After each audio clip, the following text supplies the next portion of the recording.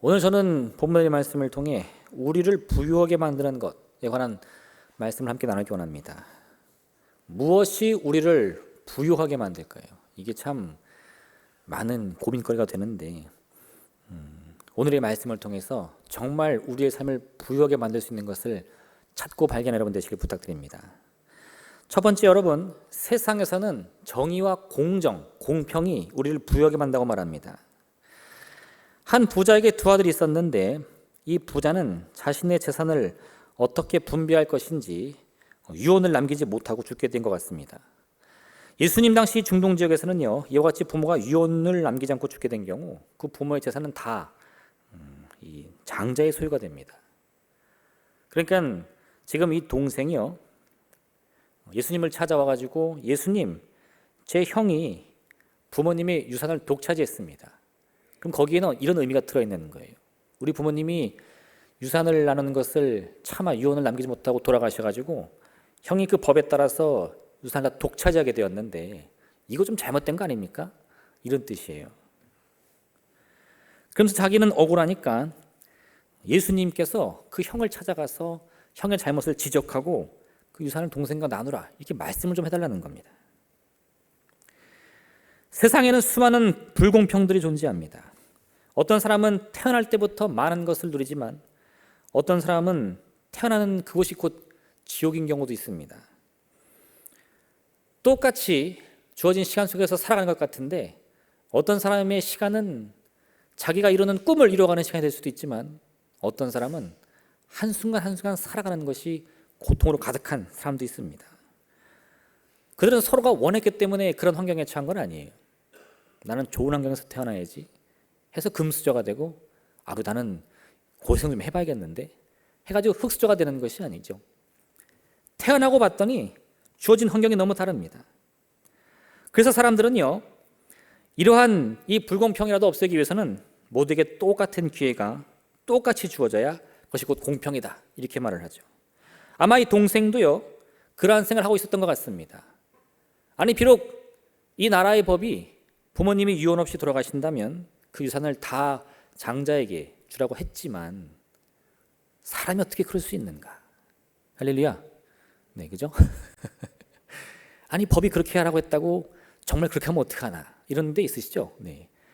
사람이라면 절반은 안 되더라도 한 3분의 1쯤이라도 줘야 되는 거 아닌가? 예수님 생각해 보세요. 이게 공평 아니겠습니까? 내가 동생으로 태어나고 싶어서 동생으로 태어났나요? 라고 말하고 있는 거죠. 그러니까 이 동생은요, 이 문제를 법정에 가지고 가지 못해요. 왜요? 법대로 하면 형이 이기거든요. 네. 그러니까 이제 이 사람들의 존경을 받는 예수님의 그 명성에 기대어서 우리 형 좀 꾸짖어 주시고 망신 좀 주세요, 이렇게 얘기한 겁니다. 근데 여러분, 사실 이런 이 동생의 모습이 오늘날 우리의 모습을 보여주고 있다는 사실을 기억하셔야 돼요. 아까도 말씀드렸지만요, 세상에서는 정의와 공평이면 충분하다라고 말합니다. 근데 문제는 뭐냐? 그럼 그 세상이 말하는 정의와 공평은 도대체 뭡니까? 레슬리 뉴 비긴이라는 학자가 있는데요, 그가 자신의 책 공개된 비밀에서 이런 말을 한 적이 있어요. 인간이 내거는 모든 주장은 모호하며 인간이 하는 모든 행위는 우리의 이기주의가 만들어낸 착각과 관련이 있다. 정의는 본래 각 사람에게 합당한 몫을 나눠줌을 뜻한다. 그러나 우리의 진짜 문제는 우리 각자가 받아야 할 몫을 자기 이웃이 받아야 할 몫보다 지나치게 많이 계산한다는 것이다.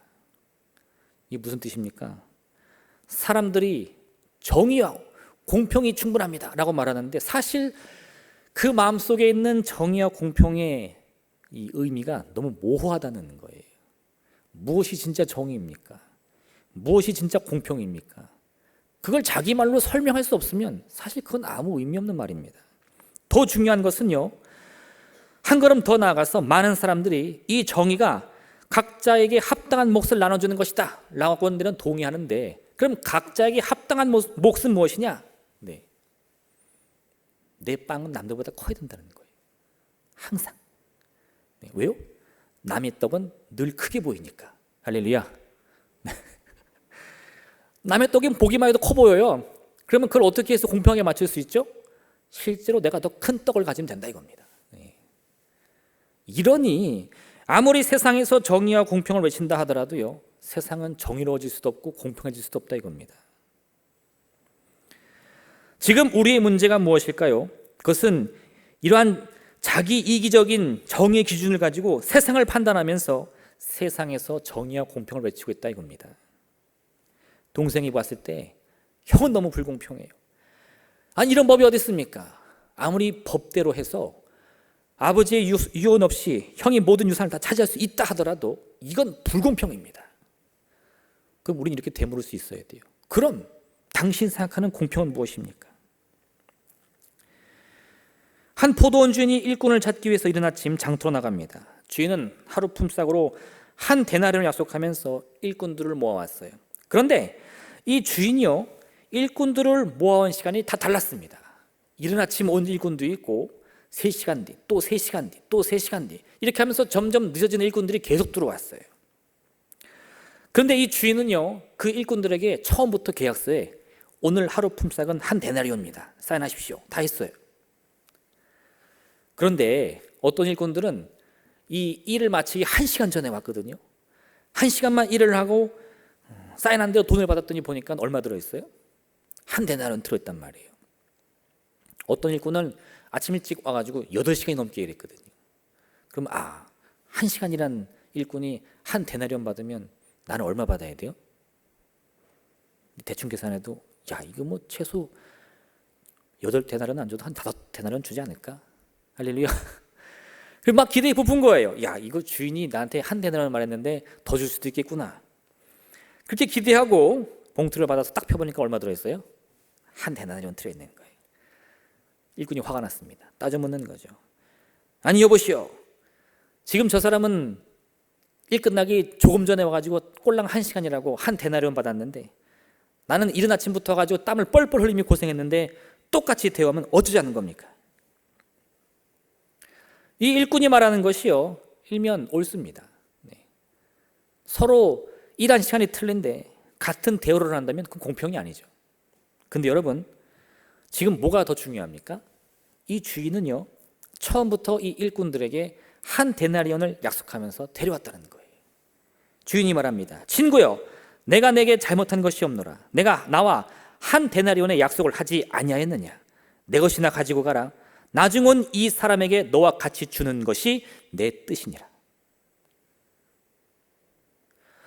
지금 이 일꾼은요, 자기의 기준에 따라서 세상의 공평이 무엇입니까? 여러분 들어보세요. 이 주인은 악독한 주인입니다 라고 떠벌렸는데 주인은 뭐라 그러죠? 내가 너한테 잘못한 게 뭐냐? 나는 처음부터 너와 한 데나리온 약속했고 너도 사인하지 않았느냐?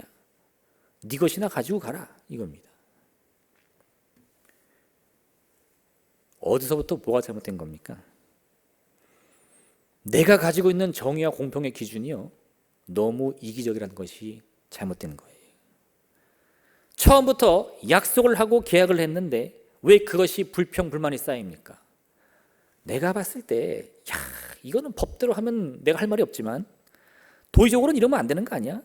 아니 어떻게 나랑 1시간이라는 사람을 똑같이 대우한단 말이야? 이건 해도 너무했지 라는 생각이 드니까 그 주인이 악한 주인으로 보이더라 이겁니다. 예수님을 찾아온 동생도 마찬가지입니다. 형이 욕심을 부렸습니다. 형이 틀렸습니다. 형을 꾸짖어 주세요. 형의 잘못을 고쳐주세요. 뭘 기준으로 말하고 있는 거죠? 나의 기준으로 말하는 거예요. 그런 이 동생의 예수님이 뭐라고 말씀하십니까? 이 사람아, 누가 나를 너희의 재판장이나 물건 나누는 자로 세웠느냐? 삼가 모든 탐심을 물리치라. 사람의 생명이 그 소유에 넉넉한 데 있지 아니하니라. 예수님이 두 가지를 지적하시는데요, 첫 번째는 이러한 동생의 요구가 가장 근본적으로는 그 마음의 탐심에서 비롯됐다는 겁니다. 네가 나한테 그렇게 말한 이유가 뭔 줄 알아? 너의 탐심 때문이야. 물론 그 이후에 형의 욕심도 있을 겁니다. 이 형의 도의적이지 못한 아주 이기적인 자세도 있을 거예요. 근데 그건 둘째 문제고, 그 문제가 제기된 그 시작점이 무엇이냐? 이 동생의 탐심으로부터 시작됐다는 겁니다. 그것부터 고쳐야 된다는 거예요. 왜요? 두 번째로요, 너의 인생의 참된 행복이 소유에 있지 않기 때문이다. 소유의 넉넉함이 있지 않기 때문이다. 그걸 깨닫지 못하면 내가 그 형을 꾸짖어서 아버지의 유산을 너에게 준다고 해도 너는 행복하지 못한다 이겁니다. 여러분, 우리 인생의 참된 비결이 깨지지 않으면요, 그 비결이 깨어지지 않으면요, 우리의 인생은 어떻게도 행복할 수가 없는 거예요. 소유가 많고 적음이 중요한 게 아닙니다. 소유가 없어야 된다는 게 아니에요. 여러분, 소유가 많은 게 꼭 잘못이라는 게 아닙니다. 왜 많아야 하는지, 내가 그것을 왜 소유할 수 있는지 그 분명한 목적과 의미를 깨닫지 못하면요, 그 많은 돈이 아무 의미가 없다는 거예요. 예수님이 지금 이 말씀하시는 이유는 따로 있습니다. 왜요? 지금 이 동생이 이러한 요구를 함으로써 이 동생의 주어질 결과는 무엇이냐? 그건 가정의 파괴입니다. 만약에 예수님이요, 정말 이 동생의 원대로 가가지고 형을 크게 꾸짖고요, 재산을 딱 잘라가지고 반반씩 나눠줬어요. 그러면 형이 아유, 이제야 세상에 정의가 공평히 섰네 이럴까요? 저런 몹쓸 동생놈이 예수님 불러가지고 나를 망신을 주고 내 재산 다 뺏어갔다 이렇게 하지 않을까요? 사실 동생도 그거 각오한 거예요. 형이 물려받은 그 유산의 절반을 얻기 위해서, 야, 형 끝까지 그 얼굴 안 봐도 돼. 이 관계 다 깨져도 돼. 내가 저랑 원수를 지내나 했어도 그 돈 꼭 받아낼 거야. 이 마음이 있었기 때문에 예수님 찾아올 수 있었던 거예요. 예수님이 그걸 뭐라고 지적하십니까? 너의 그 탐심을 버리라 이겁니다. 여러분, 우리의 마음의 기준이 어디 있느냐, 그게 중요합니다. 지금 내가 어떤 환경 속에 놓여 있는지, 어떤 대우를 받고 있는지, 세상이 나를 얼마나 공평하고 정의롭게 대우하는지, 여러분, 그거 따져 물을 때가 아니에요. 지금 내 마음과 이 생각 속의 중심이 어디 있느냐, 나부터 돌아봐야 할 줄로 믿습니다. 우리 스스로가 이 탐심을 버리지 못하는 한 우리도요, 이 욕심과 유혹에서 벗어날 수가 없어요. 내가 하는 말이 정의 같고 내가 하는 것이 공평 같지만요, 그 정의와 공평이 이루어져도 나도 행복하지 못하고 내 주변 사람들도 행복할 수 없습니다. 여러분, 이 삶의 비밀을 꼭 깨달으시길 부탁드립니다. 그래서 두 번째, 여러분, 예수님은 우리에게 참된 인생의 가치를 찾으라 말씀하십니다. 이와 같은 말씀을 이 동생에게 해주신 후에 한 가지 이야기를 들려주시는 거예요. 뭐냐? 한 부자가 있었는데 그가 농사를 짓고는 소출이 아주 풍성하게 됩니다. 그는 즉시 고민에 빠지는데 성경은 이 부자가 이렇게 했다고 말하고 있어요. 그 심중에 생각하여 이르되. 무슨 뜻이냐? 마음으로 생각하는 겁니다. 사실 이 예수님 당시의 가족 구조라는 것은 대가족이에요. 지금은 좀 구경하기 힘들지만 이때만 해도 3대, 4대가 함께 사는 것은 기본이었습니다. 그래서 이 나이가 어린 자녀들이나 혹은 이 결혼을 하지 않은 아직 젊은 이 자녀들도요, 삶에 큰 고민이나 문제가 생기면 이렇게 혼자 생각해서 고민하는 게 아니라, 엄마 내 얘기 좀 들어봐, 아빠 내 얘기 좀 들어봐, 할아버지 제 고민 좀 들어주세요. 이거 얘기할 상대가 아주 수두룩하게 많습니다. 그렇게 어른들로부터 삶의 지혜를 배우면서 이 삶을 살아가는 방식을 배우는 게 이 대가족 제도의 아주 큰 장점 아니겠어요? 근데 이 부자는 어떻게 해요? 심중에 생각하여 이르되. 누구하고도 논의하지 않아요. 부모님하고도 논의하지 않고요, 설령 그에게 부모님이 없다 하더라면 부인하고도 얘기하지 않습니다. 자녀는 말할 것도 없죠. 그렇게 이 부자는요, 자기가 이 소유의 풍성하게 된 것에 대해서 내가 이걸 어떻게 즐길까, 이 고민만 하는 거예요. 부자의 말을 잘 살펴보십시오. 또 이르되 내가 이렇게 하리라. 내 곡간을 헐고 더 크게 짓고 내 모든 곡식과 물건을 거기 쌓아두리라. 또 내가 내 영혼에게 이르되 영혼아, 여러 해 쓸 물건을 많이 쌓아두었으니 평안히 쉬고 먹고 마시고 즐거워하지 하리라. 이 말에서 가장 많이 나오는 단어가 뭔지 아십니까? 내가요. 내가 내 곡간을 헐고 내 모든 곡식과 내가 내 영혼을 위해서 즐기리라. 이 부자는요, 자신의 그 풍성한 소유가 오로지 나를 위한 것이라고만 느꼈어요. 그것을 위해 이 기쁨과 즐거움을 누구와 함께 나눌까 생각한 것이 아니고요, 오로지 이것으로 내 삶을, 나의 이 만족을 어떻게 채울까, 그것만 고민하는 겁니다. 전도서 8장 15절에 이 같은 말씀을 우리에게 주는데, 이에 내가 희락을 찬양하노니 이는 사람이 먹고 마시고 즐거워하는 것보다 더 나은 것이 해 아래는 없습니다. 하나님이 사람을 해 아래서 살게 하신 날 동안 수고하는 일 중에 그러한 일이 그와 함께 있을 것이니라. 사실 여러분, 우리 성경의 말씀이요, 늘 우리에게 고난을 즐겨라, 허리띠를 졸라매라, 이런 말만 하진 않아요. 먹고 마시며 사는 그 인생의 즐거움이 무엇인지 우리고 깨닫게 하십니다. 근데 중요한 점이 뭔 줄 아세요? 이 전도서 8장 15절의 말씀의 핵심은 무엇이냐? 우리가 먹고 마시며 이 삶의 낙을 누리는데 왜 그럴 수 있느냐? 하나님이 사람을 헤아려 살게 하신 그 은혜를 기억하기 때문이다 이거예요.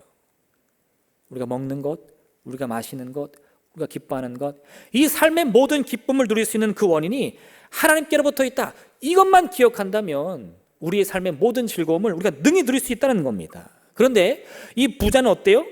여기에는 하나님은 고사하고요, 부인도 없습니다. 처자식이 아예 빠져버렸어요. 내가 먹고 즐기리라, 나를 위해 쌓아두리라, 내가 나에게 말하리라. 함께 먹고 마시며 살아가지만 그 인생의 즐거움을 누리는 원인이 전혀 다른 데 있는 겁니다. 하나님의 은혜를 함께 누리며 감사할 수 있는 사람과 세상 누구도 생각하지 않고 오로지 나의 만족만을 채우는 사람, 이게 이 부자와 이 전도서 말씀의 가장 큰 차이인 거예요. 사사기 21장 25절 이 같은 말씀을 해주는데, 그때에 이스라엘의 왕이 없으므로 사람이 각기 자기의 소견에 오른 대로 행하였더라. 사람이 자기 소견에 따라 행하는 것이 늘 나쁜 것은 아닙니다. 때로는 그 마음의 중심을 가지고 그 소망에 따라 그 소견을 따르는 사람들이 성공하는 경우가 많아요. 그런데 이 사사기의 말씀은 그런 뜻이 아닙니다. 왜요? 이 사사기 21장 25절에서 이 말씀을 한 이유는요, 당시 이스라엘의 뿌리가 흔들리며 그들이 큰 위기에 처한 이유를 설명하기 위해 이 말씀하는 거예요.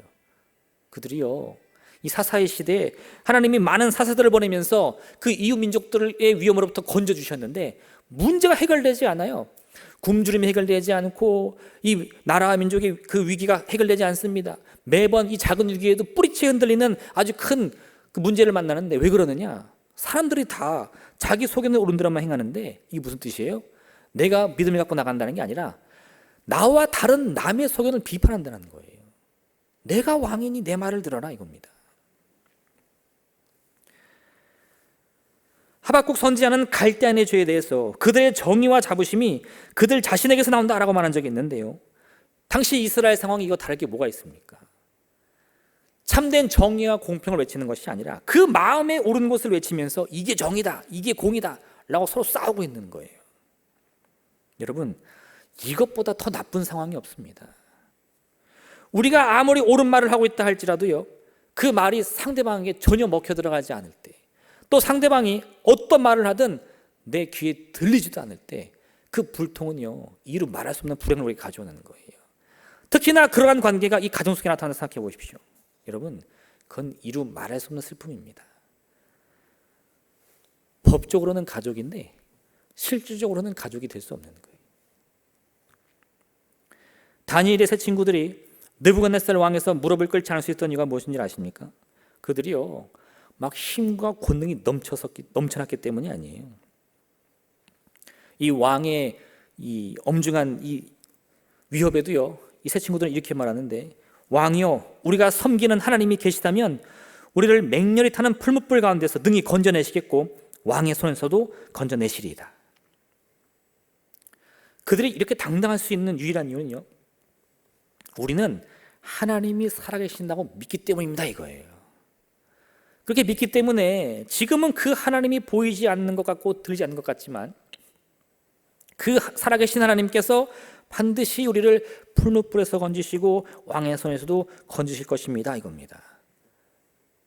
우리가 잘 아는 대로 여기 한마디를 덧붙이죠. 그렇게 아니하실지라도 왕이요, 우리가 왕의 신들을 섬기지도 아니하고 왕이 세우신 금신상에 절하지도 아니할 줄을 아옵소서. 이게 참 중요한데요, 살아계신 하나님을 믿어요. 그랬더니 이 모든 위기에서 건지실 주님을 기대하며 소망합니다. 근데요, 살아계신 하나님을 믿었더니 그 기대와 소망이 끊어져도 살아계신 하나님에 대한 신앙은 멈추지 않겠다 이거예요. 우리는 오늘 그 풀무불에서 타 죽을 수도 있습니다. 그런데 그것 때문에 하나님을 살아계신다는 믿음을 버릴 수는 없습니다, 그런 뜻인 거예요. 여러분, 주님께서 이 어리석은 부자의 이야기를 들려주신 이유가 여기 있습니다. 하나님의 살아계심을 포기한다면 사실 아무것도 의미가 없어요. 내가 운이 좋게 장자로 태어나서 우리 부모님의 유산을 다 독차지할 수 있는 기회가 온다 할지라도요, 혹은 이 동생의 요구처럼 힘 있는 사람, 권세 있는 사람을 통해 형을 꾸짖어 그 유산을 뺏어온다 할지라도요, 그 인생에 의미가 있는 게 아니라는 겁니다. 더 중요한 것은 그런 우리 스스로가 주장하는 정의나 공평을 이루는 것이 아니라 하나님의 살아계심을 두고 내 믿음을 따를 수 있는 삶의 기준을 삼을 수 있어야 된다는 거예요. 하나님이 살아계신데 지금 형이 유산을 독차지했다고 해서 그것이 내 인생을 뿌리채어 늘어날 수 있겠습니까? 그 형을 내 인연에서 끊을지라도 내가 그 돈을 반드시 뺏어오겠다, 이런 결심을 할 수 있겠습니까? 또 반대로 하나님이 살아계신데 우리 아버지가 유언 없이 돌아가셨다고 해서 그 돈을 저 동생 모른 채 하고 다 독차지할 마음이 생기겠느냐, 이 말이에요. 하나님을 믿지 않기 때문입니다. 하나님을 두려워하지 않기 때문인 거예요. 우리 인생의 참된 가치는 물질의 유무에 따라 결정되는 것이 아닙니다.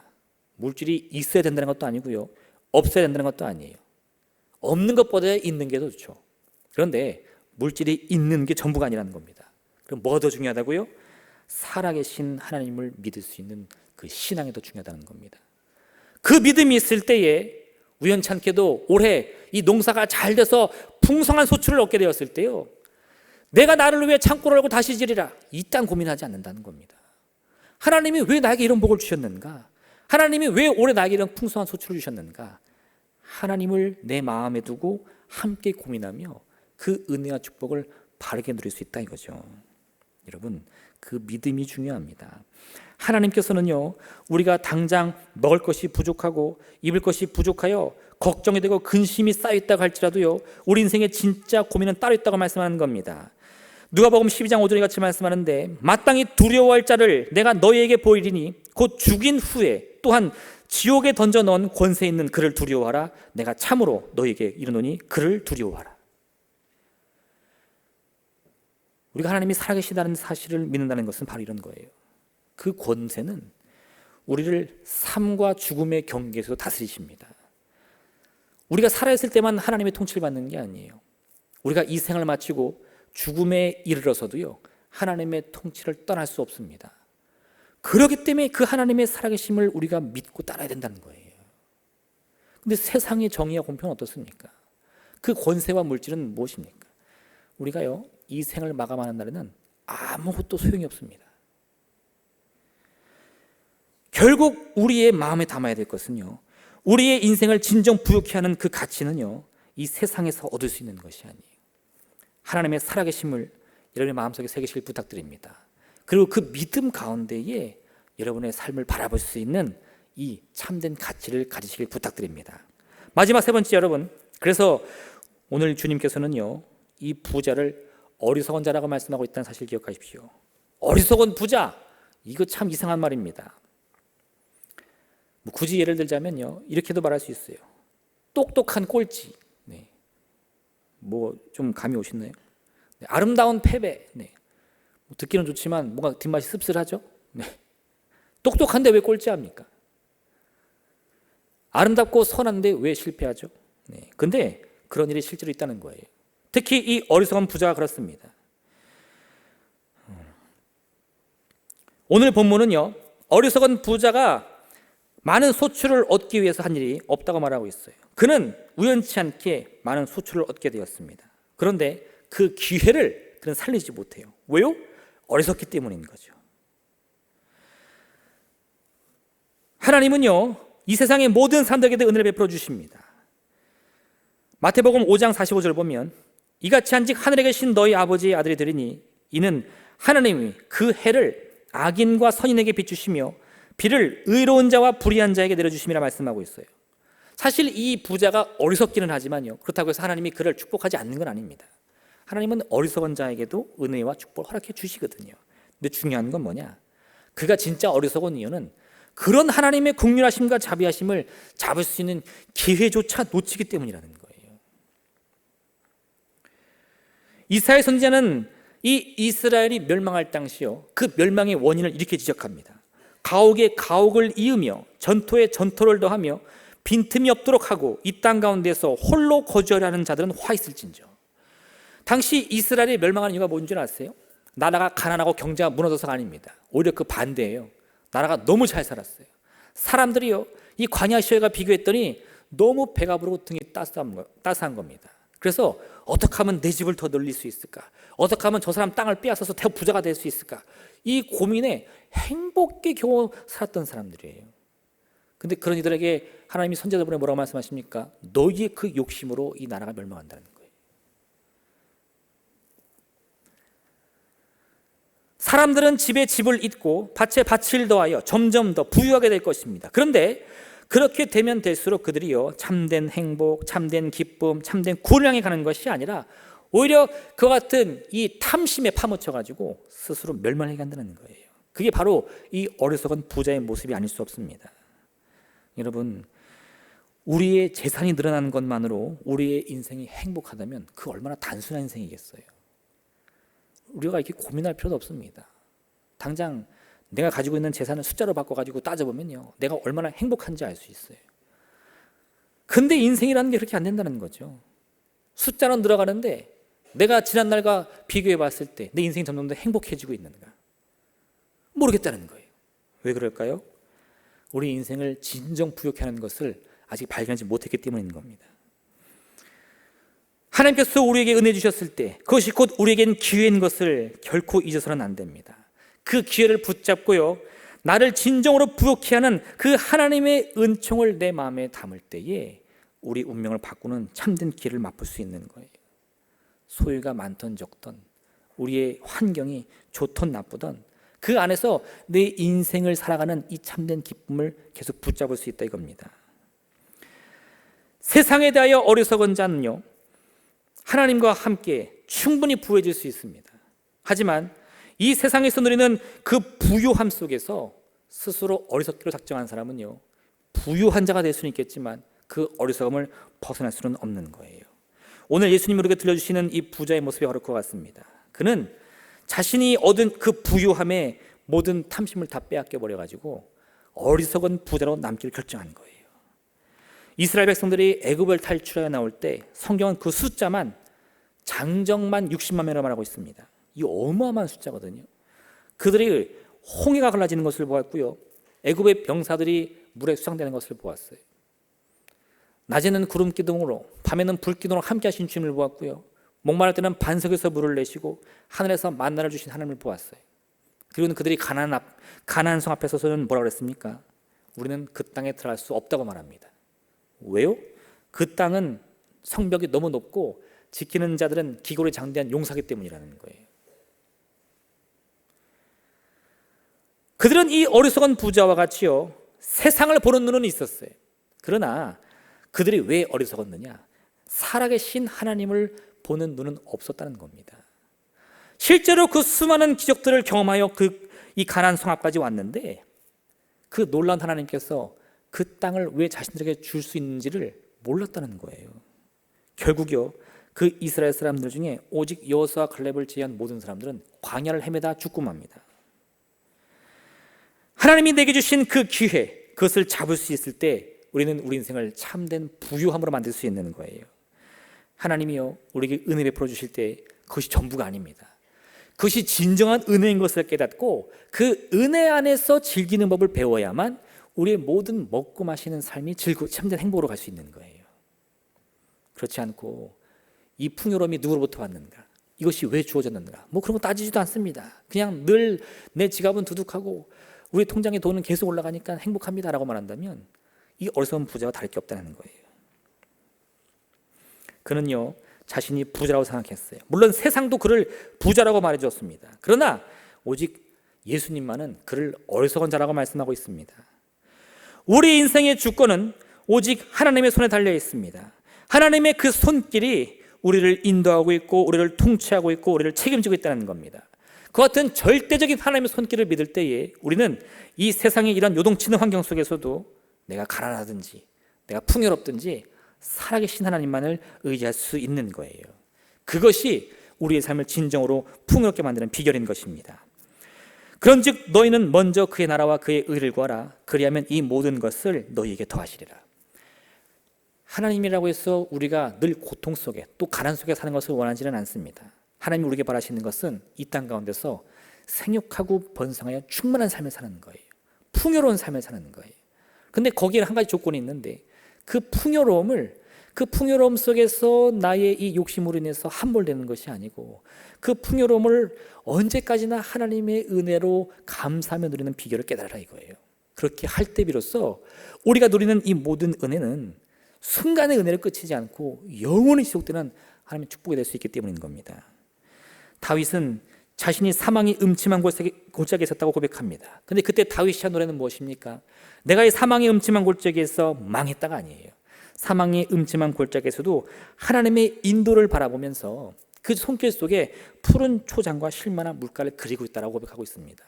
여러분, 그게 진짜 우리를 풍요와 만족으로 이끄는 비결인 것입니다.